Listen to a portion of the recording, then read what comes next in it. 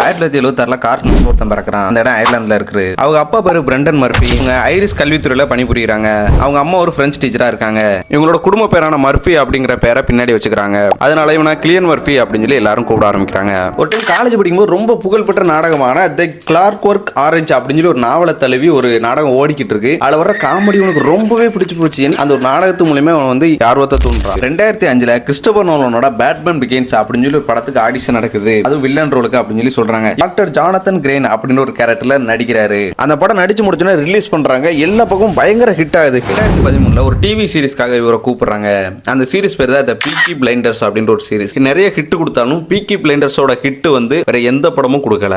Oppenheimer அப்படின்றவரோட உண்மை வாழ்க்கை வரலாறு நான் படமா எடுக்க போறேன் அப்படின்னு சொல்லி சொல்றாரு. எனக்கும் உன்னை ஹீரோவா நடிக்க வைக்கணும்னு ரொம்ப ஆசை அப்படின்னு சொல்லி அவரை ஹீரோவா நடிக்க வைக்கிறாரு. ஓப்பன்ஹைமர் படம் மூலமா இவர் பெஸ்ட் ஆக்டர் அப்படின்னு ஒரு ஆஸ்கார் அவார்டு வாங்குறாரு. சொல்ல முடியாது இதுக்கப்புறம் நடக்கிற எல்லாமே மிகப்பெரிய